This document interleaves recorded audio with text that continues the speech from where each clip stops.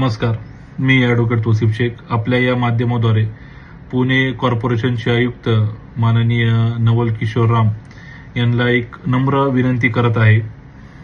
पुणेकरांच्या वतीने, विशेषतः आमच्या कोंडवा, उंडरी, पिसोळी, मोहम्मदवाडीच्या रहिवाशांच्या वतीने टँकरची जी समस्या आहे, पाण्याची समस्या, इथं या ठिकाणी जर आपण पाहिलं तर लाखो रुपयाची स्टॅम्प ड्युटी भरून राज्य सरकारला लाखो रुपयाची स्टॅम्प ड्युटी भरून फ्लॅट विक्री एखादा माणूस घेतो. तसेच प्रॉपर्टी टॅक्स हजारो रुपयांचे, लाखो रुपयांचे कॉर्पोरेशनच्या वतीने प्रॉपर्टी टॅक्स घेतले जातात आणि मेंटेनन्स ही त्या सोसायटीला तो माणूस भरत असतो. इथले रहिवासी जे फ्लॅट विकत घेतात, परंतु त्यांना साधा हक्काचं पाणी मिळत नाही. त्याच्या बदल्यामध्ये आपल्या या भागामध्ये एक नाही, दोन नाही तर अनेक लोकांचा जीव गेलेला आहे. तरीही या शासन प्रशासनाला कुठली जाग आलेली नाही. आता नुकतंच आपण बघितलं असेल की ह्याच्या विरोधामध्ये, ह्या टँकरच्या विरोधामध्ये आंदोलन देखील झाले. आरिफ शेख म्हणून जो काही व्यक्ती बिचारा, तो दुर्दैवी मृत्यू झाला टँकरच्या ऍक्सिडेंटमुळे.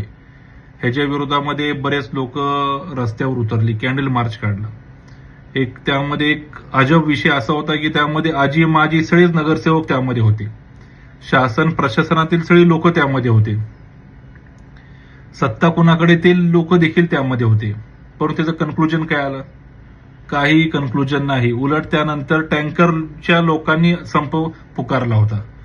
हे जर बेसिक गोष्ट राज्य सरकारला लाखो रुपयांचा, करोडो रुपयांचा स्टॅम्प ड्युटी भरून देखील जर मिळत नसेल, तसेच कॉर्पोरेशनला प्रॉपर्टी टॅक्स भरून देखील त्यांना पाणी मिळत नसेल, तर ह्याच्या विरोधामध्ये माझं आयुक्त साहेबांना एक नम्र विनंती आहे की जोपर्यंत आपण पाणी देणार नाही तोपर्यंत प्रॉपर्टी टॅक्स या सदरील भागाचा, जिथं पाणी नाही तिथं प्रॉपर्टी टॅक्स रद्द करा.